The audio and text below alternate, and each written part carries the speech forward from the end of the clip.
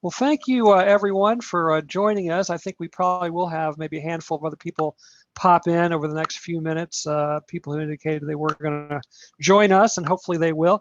I'm Ted Morrissey. I'm John Paul's publisher, among other things, I hope, like friend, sometimes colleague, that sort of thing.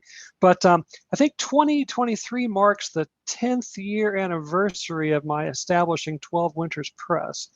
And I think we've published around 40 titles in that time, mostly literary, novels and story collections, but also poetry collections, children's books, and any number of things.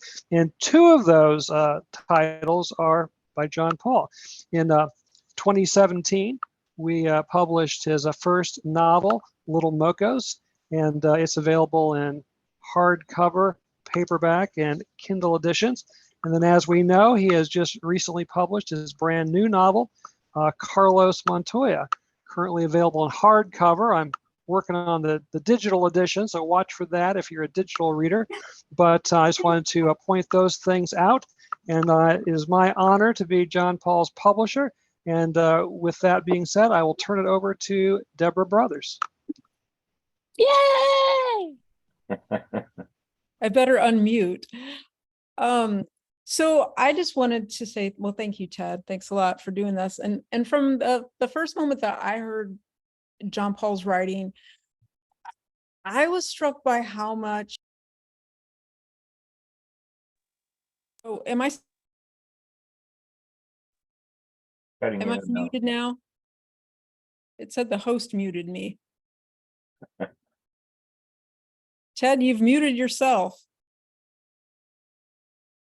Okay, can everybody hear me? Okay, gotcha. All right. I just wanted to say from the first moment that I heard him read, I was kind of struck by how much he can say with so few words. And in his first book, House of Order, which is composite short stories, that style is most apparent, that minimalist style.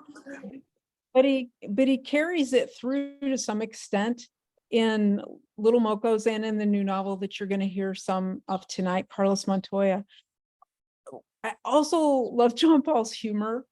And a lot of people will be like, what humor? I know, like people who aren't familiar with his writing, because it seems bleak or it seems dark. And I just, there's humor. There's a lot of humor in there.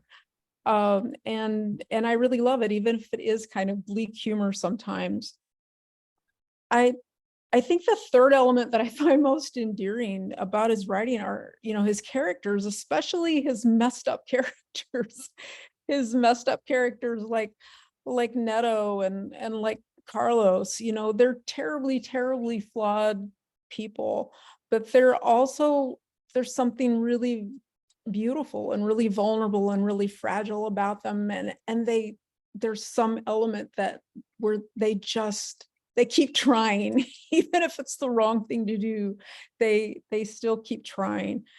Over the past 18 years, I've that I've known John Paul, I've read all his work and that he shared with me, and sometimes over and over and over, through various drafts. And this world that he's created through these three books that are connected, the Ortiz family. I mean, it's in southern Colorado and northern New Mexico. It's very, very real to me.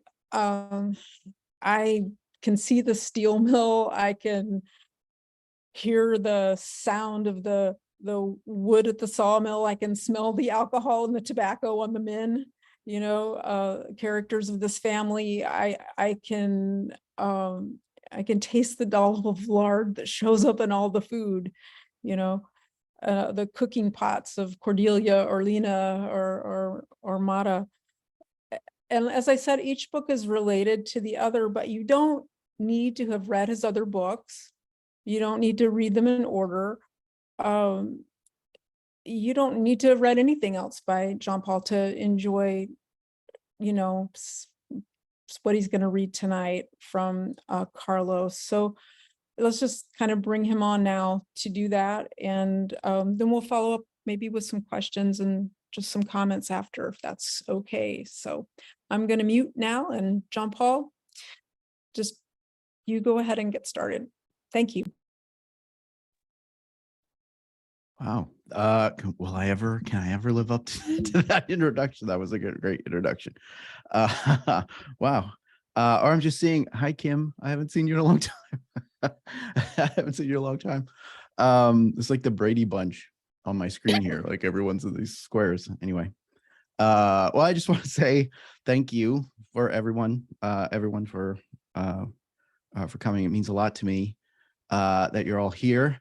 I'm happy to see, so many people showing up for books. That's great. Thank you, Ted Morrissey, for working with me to finally get this. I miss emailing you every other day. So thank you, Ted Morrissey. Thank you, Deborah, for reading this a million times. And I just want to publicly thank Jennifer C. Cornell, who keeps answering my emails for some reason and keeps the relationship going with me, to help me put my work together. I want to thank Tom Whalen. And there's Tom. Hi, Tom. For his amazing artwork, his amazing sort of design of the cover of the six-arm cross, which is exactly the way I sort of see it in Southern Colorado when I drive by it. I just love the flag. I just love everything about the design. So I really appreciate that, Tom. Okay, so I want to just, I want to read maybe a chapter or two, but I also want to just sort of introduce that. I was really worried when I started writing this book because it's really more of anything that I've ever done. It's a lot. I tried to write a minimal epic. I tried to write something that's small and minimal, but also that something's very large that encompasses one person's entire life. And I also wanted to write a lot about things that people talk about in Colorado, which are Native American issues. So I wanted to write Native American characters. And so I really worried for a long time about representation. Can I write some of these characters? And I spent a couple of summers in New Mexico and traveling from church to church. And there are some great sculptures in New Mexico. There's this really great sculpture in Chimayo of three figures, a white cowboy, a Latino cowboy, and a Native American, sort of all in a triumvirate. And that essentially, in that sculpture, kind of breaks down the area, I feel like. So I felt like maybe I do have a right to tell some of these stories, not just my family stories, or to make up more of my family stories, but to write some of these Native stories. And also, everyone talks about Indian hell in Colorado and New Mexico. So everyone talks about Sipapu. And so I wanted to write about that because it's supposed to be in the San Luis Valley, very close to where, it's really good when your family's living right next to hell, right in the mountains. And anyway, and I started reading this great book, Land of the Six-Armed Cross, and the Six-Armed Cross still has lots of secrets and lots of things that I'm still learning about the Six-Armed Cross, which is right near where my family lived in Monte Vista, Colorado, in the little nothing town in the middle of nowhere in the San Luis Valley. And La Garita was a Catholic mission. And I just learned a couple of days ago that the Six-Armed Cross might have been for, the top of a convent. And so I'm constantly learning about the Six-Armed Cross, but it's a great metaphor for fiction. It's a great metaphor for like fictive spaces. And it's a great kind of guide because a lot of my stories go in and out of different time periods and I get bored with linear timelines and I just want every chapter to be something completely different. Anyway, so this is a story about Indian hell. And it's but it's called Marriage, which I guess is a different kind of hell. So this is a chapter called Marriage. I want to just maybe read this and maybe one more. So let's see. So this is Marriage. Saturday night, the viejo Carlos heard scratching at his bedroom window, along with the sounds of rousting chickens and the chomping of garden tomatoes. With no shirt and only his boxer shorts after falling out onto the grass, he stood rubbing at his patchy beard, thinking of ways to communicate with the voices. With the sunrise, the wife called out, "For Christ's sakes." The old man told her, "What can you do?" The woman's bare heels stepped across the wooden porch, her presence sending the visitors away from the crawl space and that out across the property. "Where are your clothes?" the wife scolded. "Cabron, you've got to know health." "Ah, woman," the old man said, "they've traveled such a long way." Finally, the viejo and his young wife argued over his attendance at Sunday church. "I have guests," the old man argued. "I can't leave them out here all alone." "Guests? That's what I'm telling you. What about your God?" she said, moving from the window to the porch. She held her hands around her belly. "What about him? What voices are these with no church or God?" He didn't mean to be rude because he valued courtesy. Yet suddenly and spontaneously, he recited the parable of the Good Samaritan as his wife whimpered and slipped into her sister's primer-colored Invicta. "Love your neighbor as you love yourself, que no?" he cried out.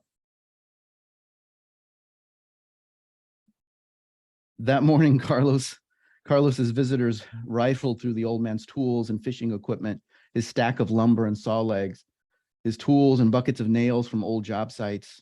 They bit and tore at the metal. They bent screwdrivers and wrenches with bare hands, which made the old man shout and then laughed. He praised them. They discovered his beer stashed under a raggedy tarp, and then they made their way through his saws and collection of axes left abandoned and dusty. "Can't work as I used to," the old man lectured, "as I once did when you first found me." And then before they removed the leather guards and the littler ones touched at the saw blades naively, "A man'll bleed like a pig." The strange crew sat unhappy and drank and slept most of that first afternoon before they borrowed the old man's 29 Model A and before they removed the engine and liquid coolant with the newfound tools. Even to the viejo, this seemed excessive until the crew rebuilt the greased monster. Afterwards, they moved through the wife's garden, digging into her cucumbers and peppers.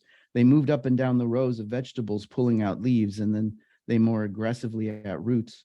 Many took bites of underripe buds of corn, spitting the waste into the air and at the old man's feet. "Those are too green to have taste," he taught them.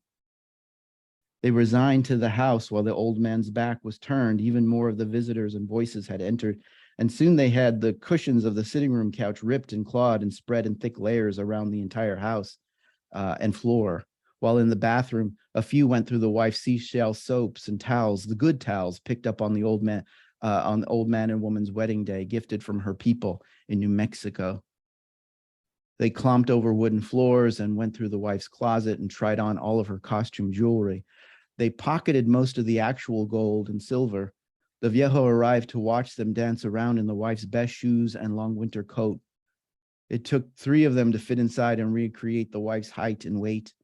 The little ones stood on the bigger one's shoulders and pursed their lips, rolling on thick layers of lipstick. They tossed around the woman's wigs and her scarves. "Yes, I remember too when she used to dress to kill, as they used to call it," he told them. "Yes, yes, yes," they finally whispered to the old man, mocking what they'd heard from the radio before taking the contraption apart and spreading the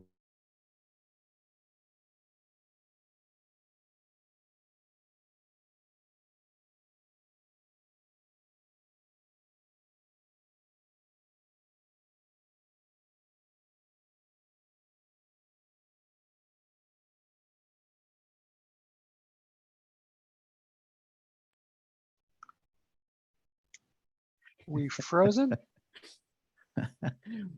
internet down. Maybe we're back. Let's keep our fingers crossed. Internet down. I just reading no matter what happens. I don't care.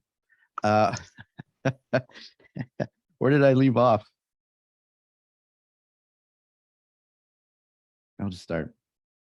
In the bathroom, they found the old man's best suit and also the wife's wedding dress, and they couldn't resist trying them.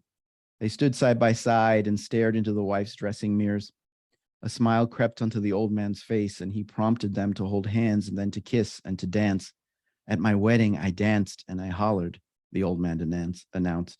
That's what you do. You just don't fuck a woman in a room. You take her before God. You prove your love. You build a home.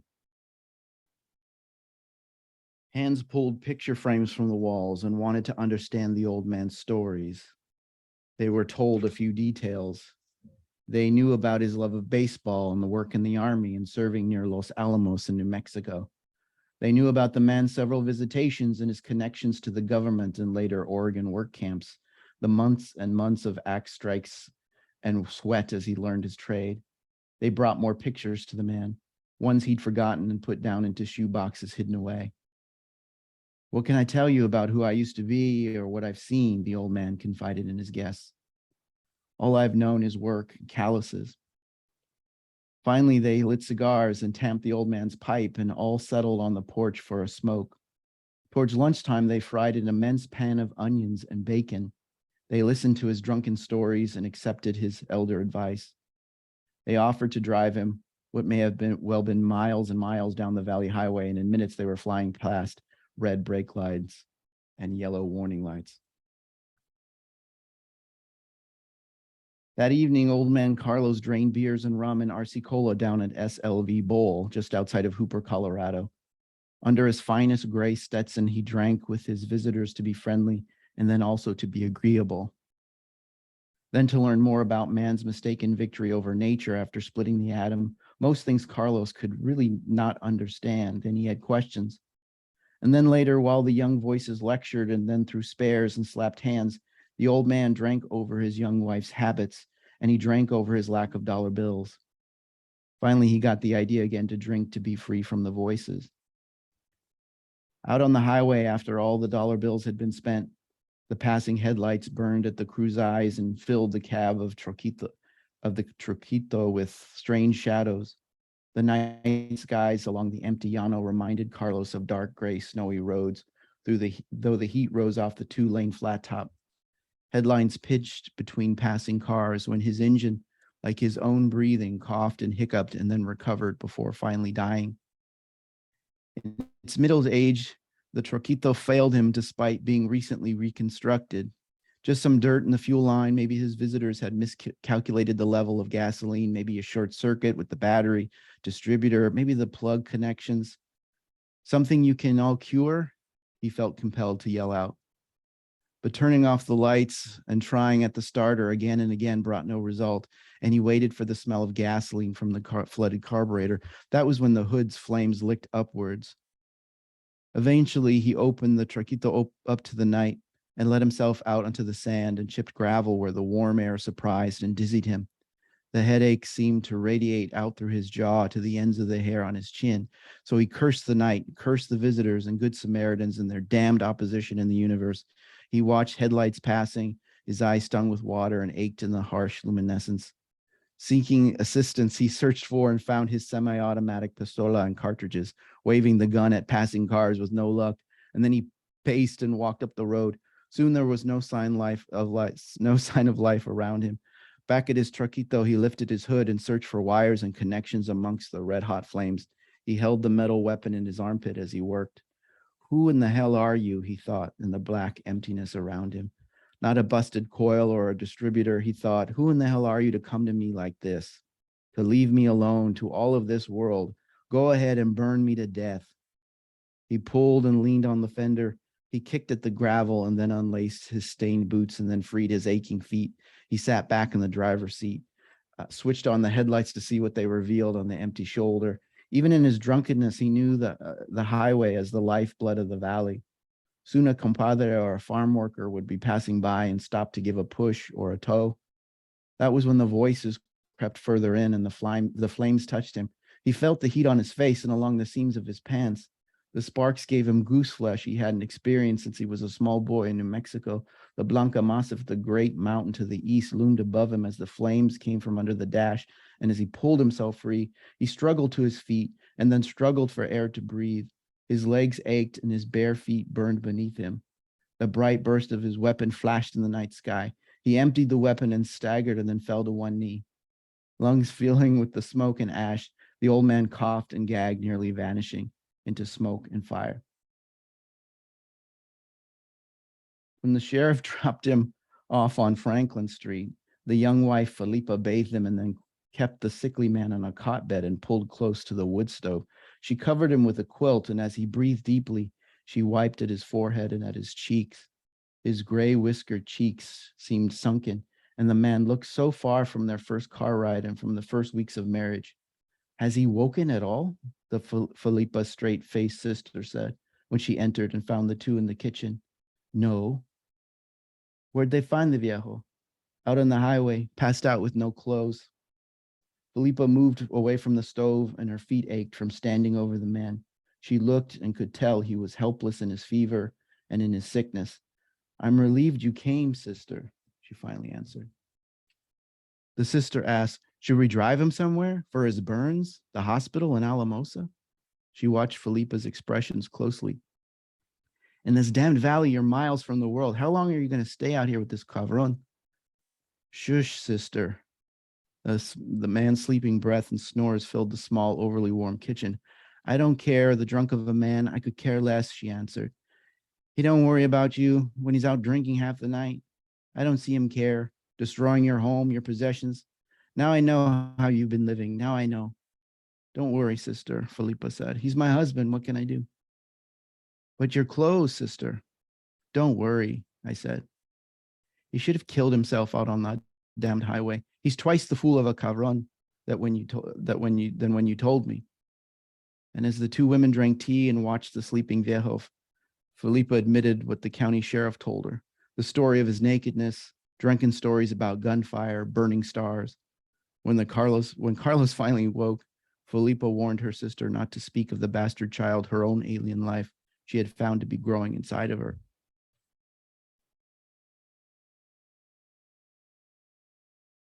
So that's a happy marriage story. And they're gonna have a kid.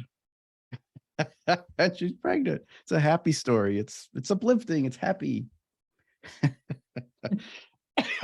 There's that humor again.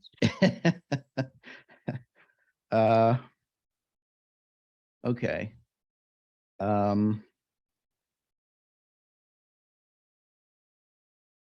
don't know how much time. I don't know how much I want to read. And I guess I could. Well, I just wanted to tell you that I'm on our phone internet because it pooped out on me on the other. So that's a great word to have on YouTube recordings here, but oh well. Anyway, but it's up to you what you want to do. That's why I'm keeping my picture off and my sound muted though. So I can just read one more short one. So that was early in the book. So I moved throughout the book from different time periods, and so Carlos is based on my grandfather, and he had my mother, and he gave my mother away to his oldest daughter. And so late in the book, so this is a chapter called Viewing. It's funny, I guess. I don't know. I like this idea of moving around in time, and I like that we go from Carlos's life. We go from him. I have chapters where he's 12. I have chapters where he's 10. I have chapters where he's 80. And I have chapters where he's passed away and he's not even there. But he is there, really. So this is called Viewing. This is later in the book. The afternoon following Carlos's passing, the worried Felipa, that's Carlos's wife, phoned Imperial Mortuary, wanting her husband taken to the Sandoval's funeral home on Cleveland Street. She remained on hold for the length of 5 commercials blaring from her television. I told you he wanted immediate cremation, Felipa argued. I have it in his papers. I have them papers in my hand right now. It's what he wanted. Lena drove down from work when she got the call.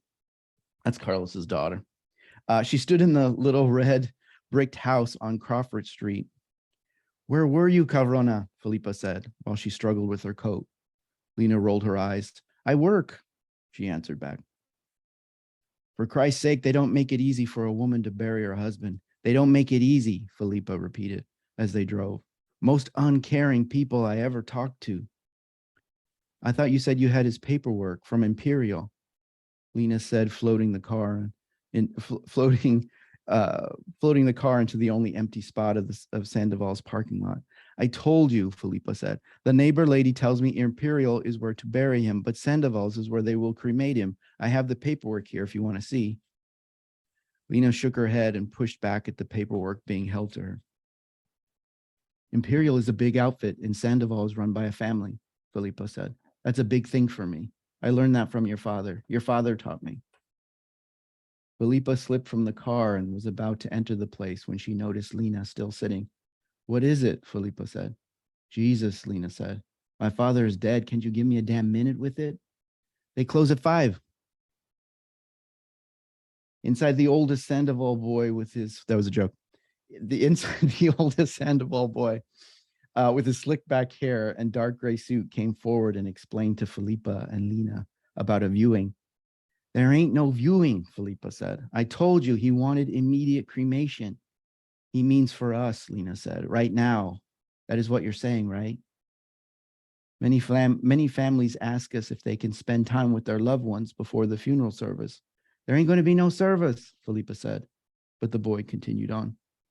This reflection time can be very important to help with the grieving process, that it helps the bereaved face the reality of death, while also allowing for quiet time to reflect, remember, and say your goodbyes, the Sandoval boy explained. But it will take us some time. Do they have you memorize that? Lena said. Sounds like they have you memorize that. It can be here or in a chapel, the Sandoval boy said. There ain't going to be a chapel, Felipa said. I told you Carlos wanted immediate cremation. Is that what the old man wanted? Lena put to Felipa. That's what I'm telling you, Felipa said. In a minute, as the women sat side by side and waited, Felipa asked if Bruna would be around to type up the obituary. Felipa had the form in her file filled with the paperwork. They got a form, Felipa said. They think of everything except for how you're going to pay for the damn thing. We'll figure out the cost, Lena said, not really knowing where the dollar bills would come from. But can Bruna do it? Felipa said. I know she's always good with the typewriter, with the words, I mean. If I see her, I will ask her. If? Haven't seen her in months, Lena said. Cabrona, Felipa said. That damn girl worries me. Because it is Friday, I'm afraid the cremation won't take place until Monday or Tuesday morning, the Sandoval boy explained. So immediate, Felipa said. Don't mean immediate. I'm afraid no. Every goddamn place has their pinchy rules, Felipa said, exhaling. Everything is a big pinchy lie. Please, Felipa, Lena repeated. You sound just like him. Who? Felipa said. Carlos. Well, I should hope so, she said, throwing her hands up. I lived with the man for nearly 30 years. You'll need an urn as well, the Sandoval boy said later while Felipa sobbed into her handkerchief. If not, the remains may be returned to you in a container, which may be a cardboard box. Well, of course we will need an urn, Felipa said. At the yellow front on Northern Avenue, Felipa and Lena walked the aisles unsure as what they were looking for. Can't believe they want to charge a family $150 damn for a damned urn, Felipa said. They make money of all the family hurting. Family, Lena said. What's that? Felipa said. You're the one who wanted him at Sandoval's. They take payments, Felipa said. I just don't want it to be no cardboard box, Lena corrected. He was a bastard, but he deserves more than a cardboard box. Who told you that? The friendly undertaker said. The Sandoval boy called Carlos a bastard? No, that's what I'm calling him. I'm also saying a damn dog or a bastard should get more than a cardboard box, Is that what you think of him, of your father? Felipa repeated, clutching her purse. That he's a bastard? Of course not, Lena said in a daze under the harsh store lighting. He was a bastard and he was my father and I loved him, but my grandmother always called him a bastard. I never knew your people, Felipa said. Well, my mother never let my grandmother forget. Never loved a man more is what my mama used to say. Your mama? My mama was a whore, Lena said. That's what they used to say. That's what they used to say sometimes. You ever hear him say that? You ever hear him call my mama names? Felipa only nodded and looked out toward the parking lot. Carlos and his damned mouth, Lena said. I was just his way, Felipa said. He didn't mean it. Don't make it more than just words. You're a lot like him too. What do you mean? You're like him? You're like him too, Felipa said. I see you how you are. You say things you don't mean. I'm nothing like him. Let's see. You blow all your money on cigarettes. You take your drinks at the bar. You call him a bastard. You say what you don't mean. I see you, Lena. I see him in you. Lena just shrugged and shook her head. You know, when I met the man, Felipa said with a quick smile, there was no one who could ride a horse and rope a steer like him. It's like he was born to it. I never told him, but I loved to watch him. I used to smell his clothes. They smelled like grass and sweat. I loved it. Never told him, though. Never said what I meant. I can tell you that now, and he could work just like you work. I see you, Lena. I know you were at work this morning. You never miss a day. I know. You're his daughter, that's for damn sure. And at the checkout, the two women stood close while Nancy Gonzalez's youngest girl chewed gum and entered in the numbers of the forest-green metal urn found in the home and garden aisle. Did you find everything you were looking for today? The teenage Gonzalez girl said as she wrapped up the sad-looking purchase. Back at Sandoval's, when Felipa came out of the viewing room from her private viewing of her husband's body, she waved Lena inside, saying, "That's not him. That's not my husband." And when Lena entered, she nearly had the same idea. That skinny, pale, and legless old man is not Carlos, she thought. This thing drained, bathed, and left rotting under white lights looked nothing like the man she knew. It's funny, Lena thought, but the last time she saw her father alive, Lena gave the man a bowl of cheap ramen noodles and then helped him to lie down and rest in her bedroom. I'll be sure to see you soon was the last thing she had said. She touched his stubbled cheek, kissed his forehead, and with wet eyes whispered to him, my poor, poor papa, nothing but stories now.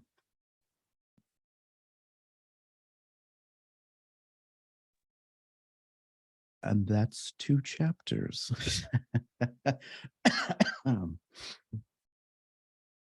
Well, I know there's probably some people who have comments or would like to say something, but I just would say thank you for reading that, John Paul. Should I start out with a question, or should I let somebody else ask one first? What's the proper protocol? I'm not very good with that. Go ahead and get the party started, Deborah. That's All right. Get this party started. Well, there are moments of surrealism in the book, and you read a little bit of that. I mean, there's moments of surrealism in all your books. I mean, I think about especially like the laundromat story in House of Order, and even kind of in Little Mocos with Cornbread Veal kind of being like the madman in the attic sort of figure. I mean, that's surreal to me, his whole appearance in there.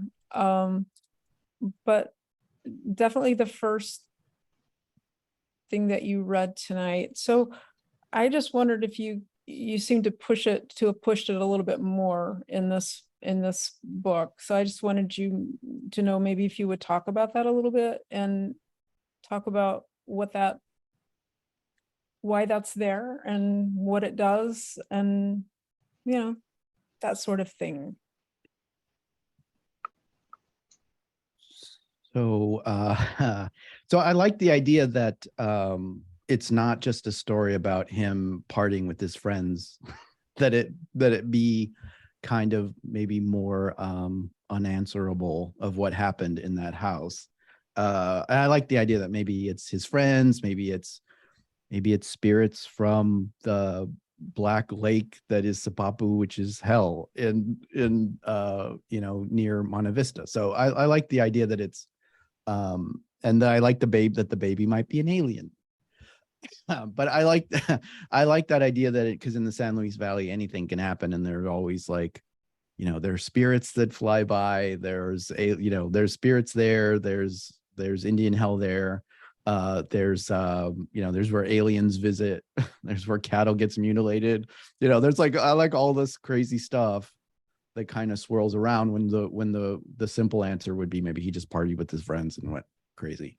And so I like that idea. That would be maybe more of Carlos's kind of way of seeing it, that it would be spirits. And because there are a lot of like voices and spirits and irrational things that I like. I think I have one story where like the telephone, he doesn't have any change to use the payphone, but it just makes the call because the call is like this really like important call in my family where someone calls my mother's stepfather to tell him that she's pregnant. But like I like just irrational stuff like that. I think it's fun.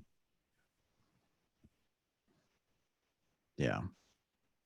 Thank you. Can I pick your brain a second here? Is that okay, Deborah? So Deborah and I have been commiserating about having to grade papers right now, and I'm just starting teaching this advanced creative writing class online. And a couple of my students, one of their goals they said for the course was to improve their dialogue writing. And I love the way you write dialogue, John Paul. I think it's one of your one of your many strengths when it comes. And when I hear you read out loud, it really came through to me that the distinction of the voices and all that stuff. So if what would you say? What are some tips maybe, especially for newer writers perhaps, to try to get dialogue realistic and really pop on the page?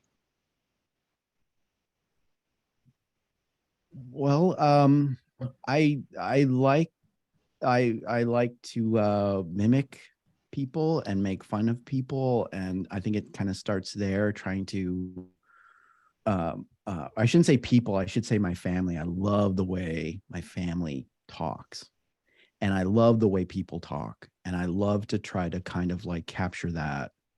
I don't think dialogue is just capturing the like a tape recorder, just capturing the way people talk.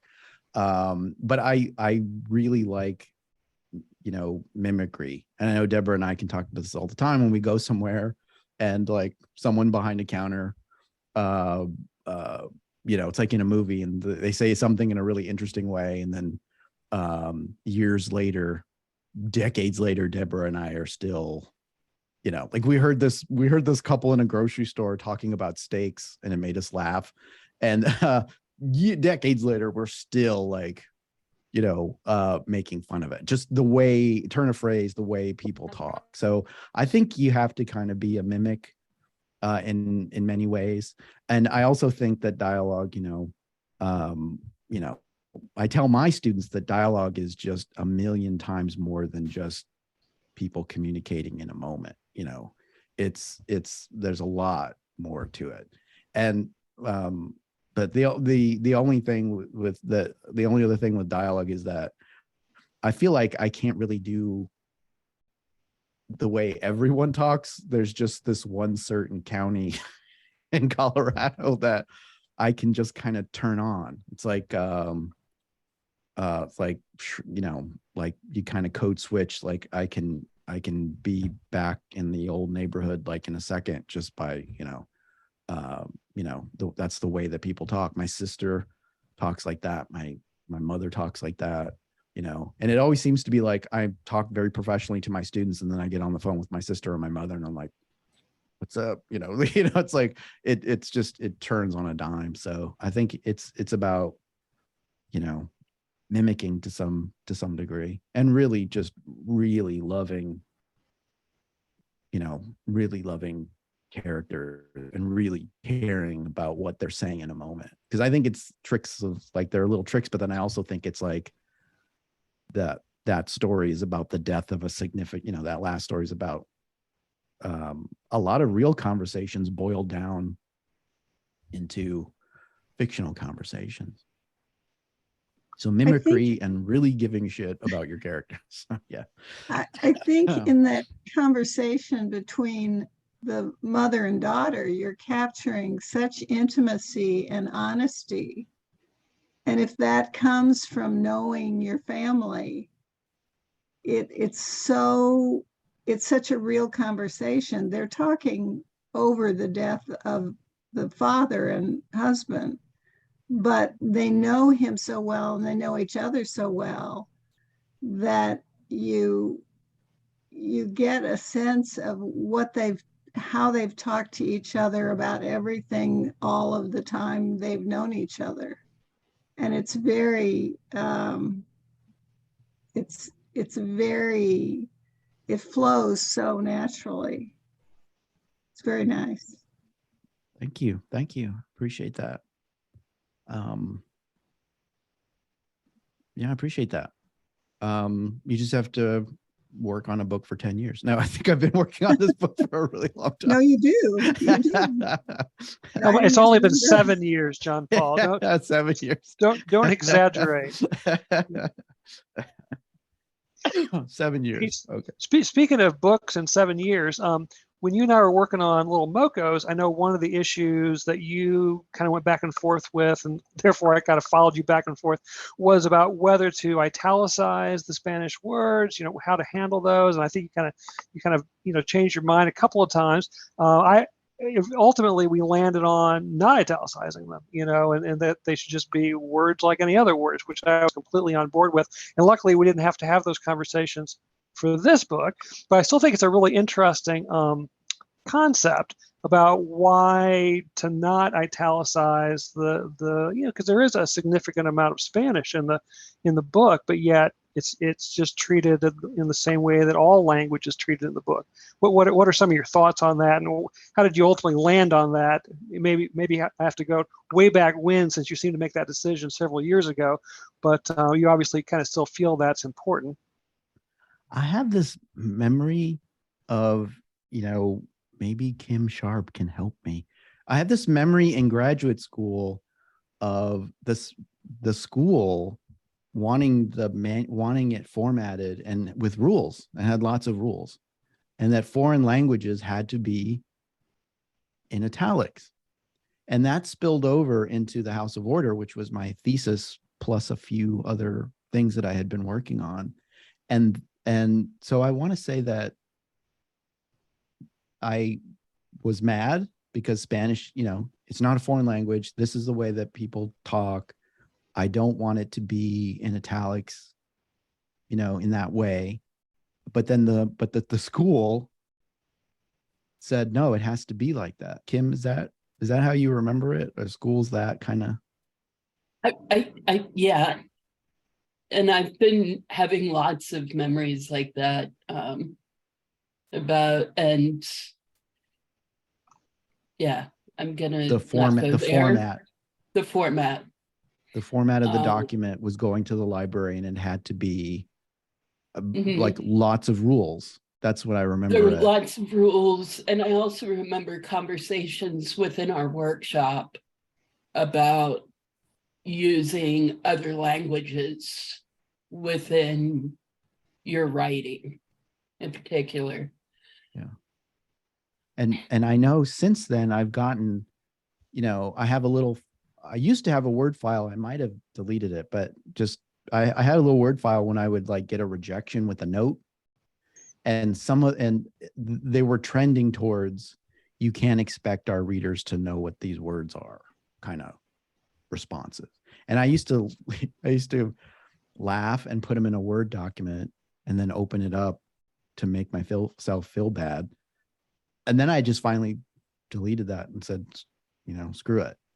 And so I don't care. I don't care anymore. I care if it's being rejected a lot, but really if it's being rejected, hey, then I'm sending stuff out and I'm being a writer and I'm doing it.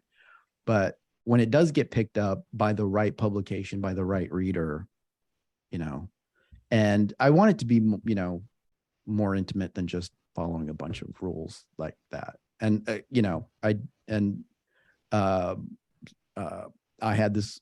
been to workshops with so-called very famous Latino writers that tell me both ways, that tell me, like Sergio Troncoso said, no, it has to be in italics. He also told me a lot of what I wrote was in Spanish because he's from Texas and not from New Mexico.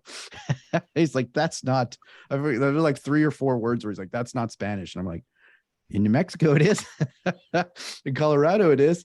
And he would insist that Sergio would insist that things be in italics. And that's when I was at his workshop and I said, I had been through that kind of epiphany of like, I don't care. It's just gonna, and I might have read something like famous, like Junot Diaz might not, or, you know, like I might have read something famous where someone, I might have read something famous where that famous writer said, no, I'm not going to do this. And then this other famous writer says, yes, you must do it. And I'm like, well, then you can do what they want and I'm going to do what I want. So moral of the story, do what you want. Since Tom's here, could we hear a little bit about the collaboration of the art between the two of you and the cover? Let us in. Where do you get your ideas, Tom?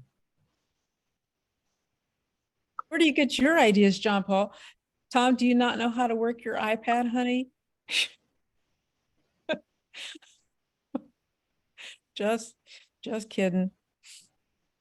I guess you can't get it off mute. Okay. Guess we can't hear that. I'm sad about that, but does anybody, maybe he'll figure it out in a minute. I have another question, but it's about Manito, and I don't know if we want to talk about Manito since he doesn't figure hugely in Carlos, but he's in the last. Yeah, so okay if you have to read the whole book to see that first person doesn't appear at all until the last chapter because I stopped caring. Well, but is it okay if I ask the question about Manito? Are you okay with that? Sure. Okay, so this character Manito, because so we meet him in your first book, and we see him from a very small child to like about 30 or so in there, and then he's like this central character in some of the, or at least the narrator, you know, for a lot of those stories, and then in Little Mocos, of course, he's a central character. He's not a central character so much, but he is in a way in Carlos. But I just wanted to know if you could kind of describe his role in this third book, how you see his role in this third book, because I think it connects. Why I'm asking is because I think it connects to a lot of ideas that the idea of story and storytelling and lies and truth and family and all kinds of stuff. But anyway, I just want to see what you say.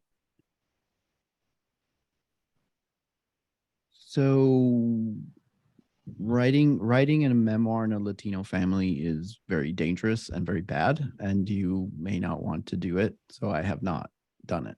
So it's a fictionalized, so Manito's a fictionalized version of me trying to figure out family tree stuff. But then also, you know, there are many stories in short stories I have of that kind of like persona. And that persona is very, very young in this story. And it's kind of an origin story, superhero origin story of that narrator who's, I think, you know, I had that as the intro to this book for the longest time, where a first person voice rips off of, you know, ripping off famous writers. So I really love Pedro Paramos is a really great book, and I really love that at the beginning of that you have a character that says go see about Pedro Paramos, and I love this idea of like a character's like go learn about your grandfather because everybody hates him and nobody likes him. Go, you know, you should find out about him. But I have it at the end, and the reason I have it at the end is because Tim Crawford, no. Tim Crawford said, this sounds like a great big epic, the beginning of a great big epic. And I freaked out, said, well, it's not quite an epic. It didn't have a lot of, I mean, this is many family trees and a big Western story in the middle of it. It has cowboys, it has ranch. It is like, it also has all these chapters that weren't there. And so Tim sort of said, like, well, that sounds like an epic story. And I said, oh shit, I don't have an epic yet. And so then we have a pandemic and I have lots of time to write cowboy stuff. And so I wrote all these cowboy stories that some of them are stories, BS stories that my grandfather told me. Others are stories that you hear just about Indian hell in Colorado. And other stories were just, I have an uncle who was a charro and who was a cowboy. And so I just sort of had these stories. And so I added those stories. And then I felt like this is feeling epic-y.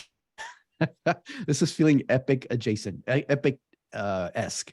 And because it's minimal, like little chapters, little stories that I like, but it also has, you know, all these crazy family tree branches bending into one another. And then it also has all this time jumps that I like. And it has also all this research in it that I like too. I like researching World War I and New Mexico and Colorado, you know, people from those states that served. And so I like all those things. So, so that first person sort of intro to this epic felt really like I earned it, but then it also didn't quite make sense. And then I just stopped worrying and just said, I'll just put it at the end and have it, you know, that the last chapter would be introducing us to Carlos's grandson, which is me. Oh no. Yeah. So now Tom. Yeah, Tom. What Can you do you hear make us? your Oh, can you ideas hear of, us? Tom? Tom and Jane, yes, we can hear you. Oh Awesome. my God. I've been Okay. playing with it. Sorry, we're on an I don't mean to iPad. be- I don't mean to be peachy. I love that word. I love that word you put in there, Okay. John Paul. So My so grandfather back to loved John that word Paul. a lot. Yeah. For those of you that are in the literary sense, John Paul's a blast to work with visually because we get together and he just has a plethora of imagery, which I think the type of writer is very visual anyway. So it's pretty easy, I think, to work with him.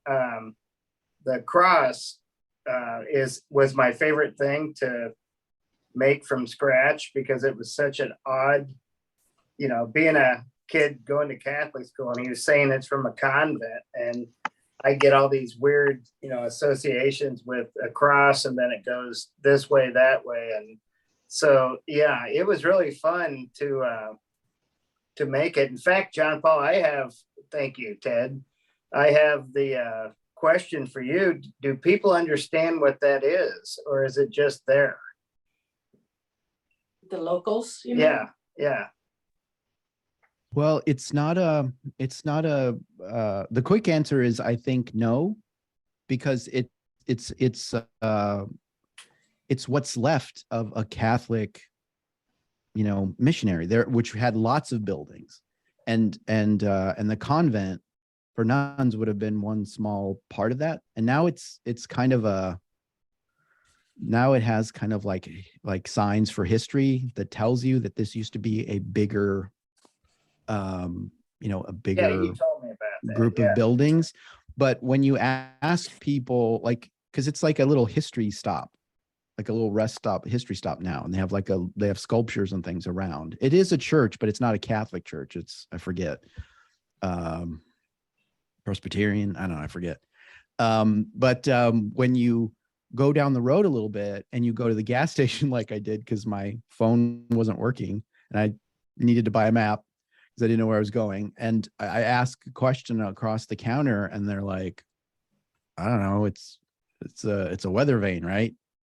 They're you know, and you're like, it is, but it isn't, because I took that as kind of like, well, yeah, I mean, there are ranchers and farmers there, but it doesn't, I mean, don't weather vanes spin, right? It doesn't spin. So what I found just this week is that it's probably, you know, I found a really good book that said it was a marker for that you can see, like, so any side of this building that you're at, you can see that it's a church, right? The way that the six-armed cross works. And Frank Waters who's one of my favorite writers, has all these chapters. He lived with the Hopi, right? And so he has all these Pueblo Indian answers to the ancientness of the cross. And the six-armed cross would be a place where the penitentes were kind of born, where the native religion and the Catholic religion sort of come together.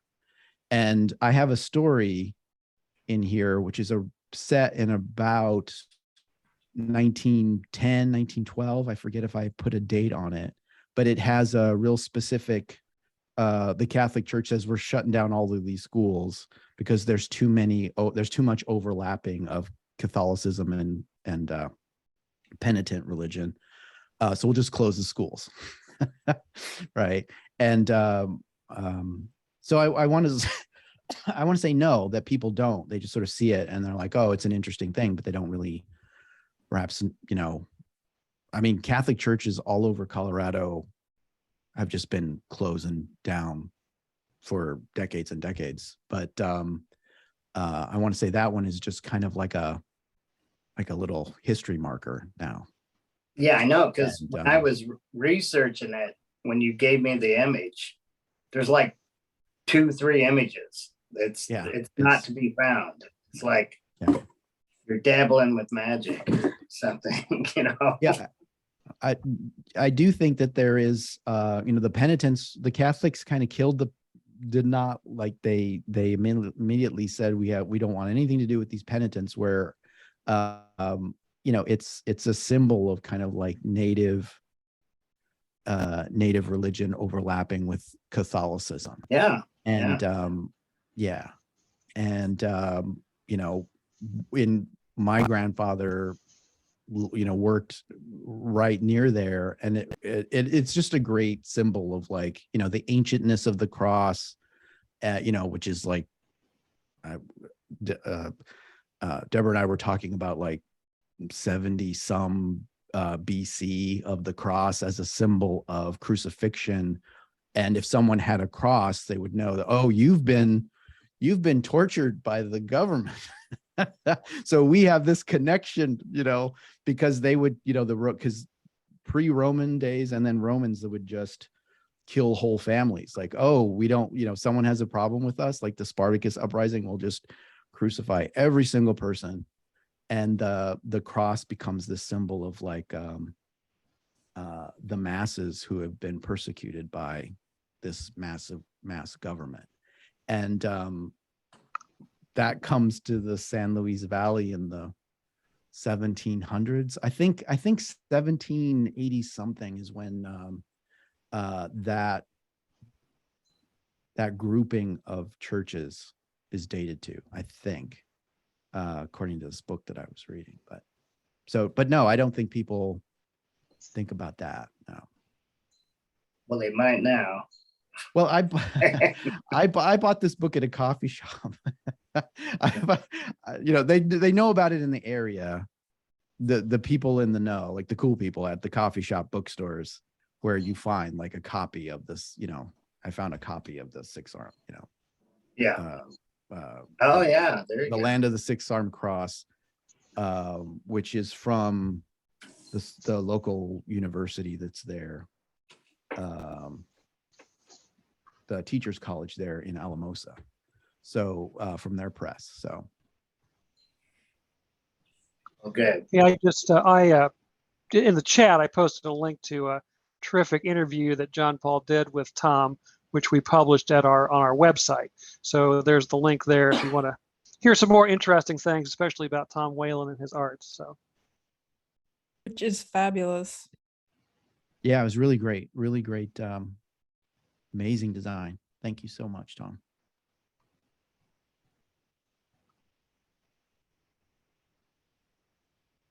Any further questions for the author? Looks like looks like Tim's talking, but we can't hear him.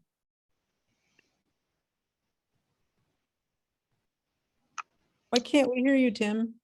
Yeah, he's not muted. you want to put, if you've got a question, you can put it in the chat. So Tim's really the reason why it's more of an epic. It takes on more time periods than I had ever thought that it was going to. It's all Tim's fault. Everything is Tim's fault.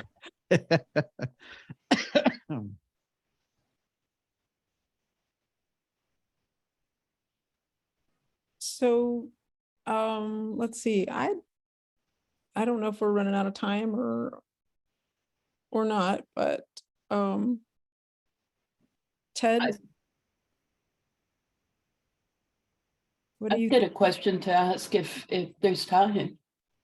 I'll John allow Paul, it. I've been trying to think of something really deep and profound to ask you. So,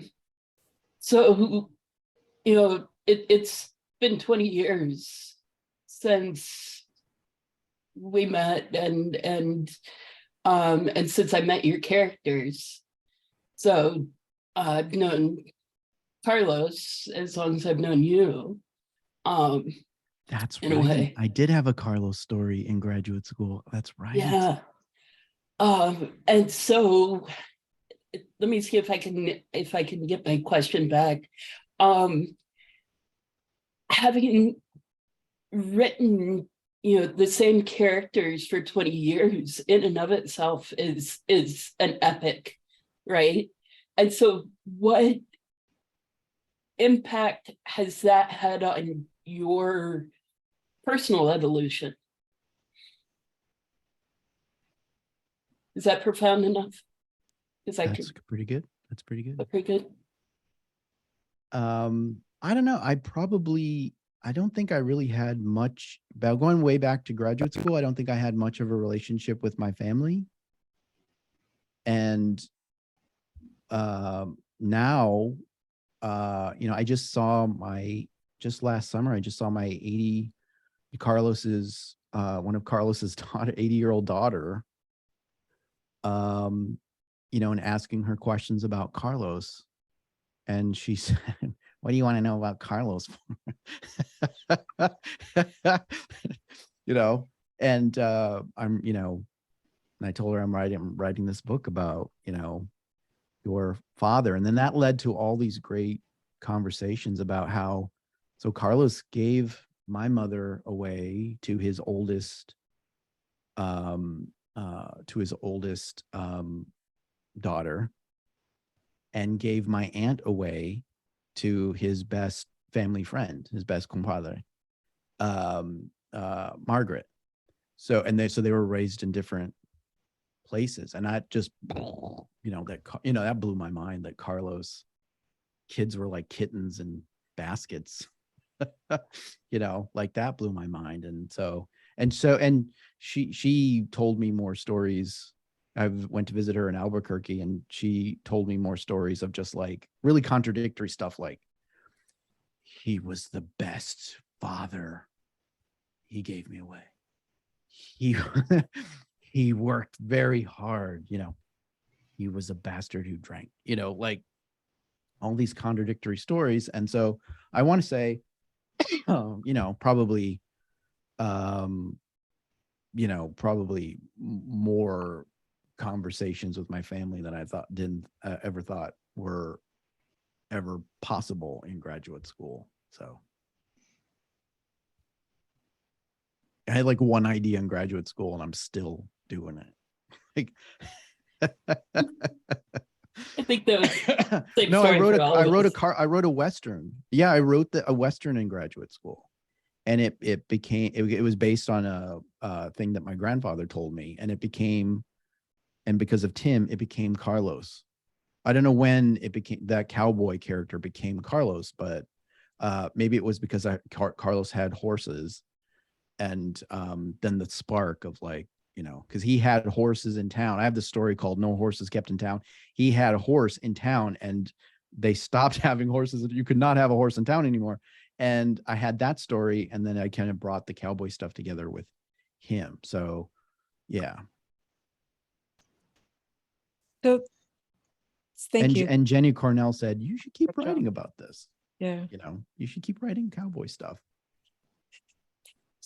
So Tim's question he put in the chat, it says, the cross with the flag on the corner makes me think of crossroads. And I wonder if that's intentional. And then also, pinche seems like a very versatile word. What are some of the meanings? So It's like uh, way, it means anything you want it to mean. Like and then Um, if it's intentional to have a crossroads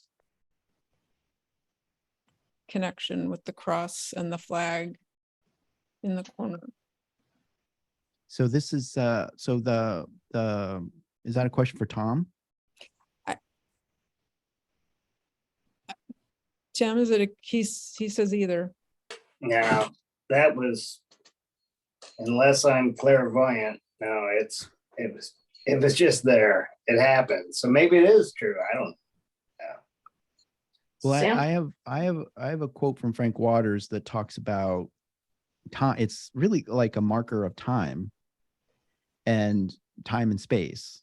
And so that makes me think of fictive space. But Virginia Simmons says that one wooden arm extends towards the hazy hills and mountain passes beyond Sawache.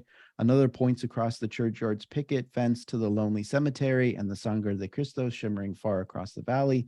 Southward pastures and potato fields are sighing in the wind.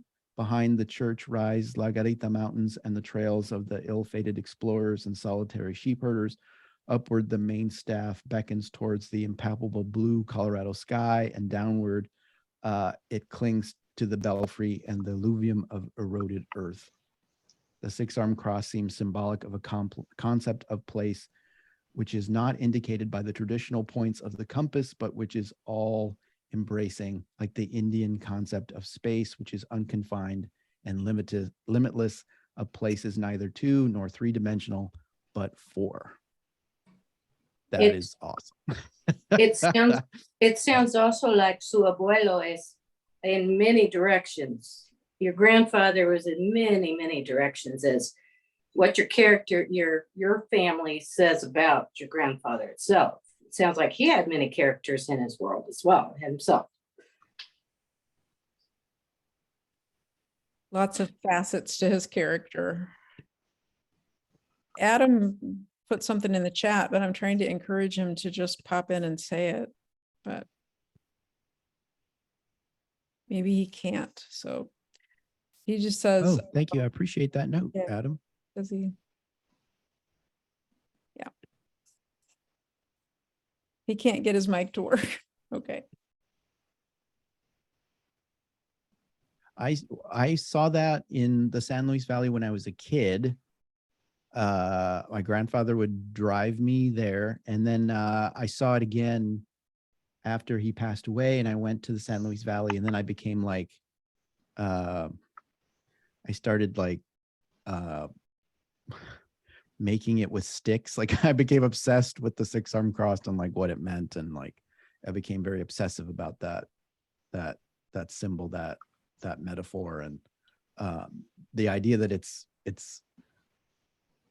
for the top of the convent so that nuns know where it's at on the campus is great. I just remember the first year of when we were in lockdown, you made those two little sculptures of the six-armed cross. I just remembered that. I forgot about that. It's like making mashed potato mountains. Like it was like obsessive. Like what is that? Just becoming really obsessive and wanting to read it, and then not finding all that much, as Tom said, like sculpting it out of sticks. Yeah.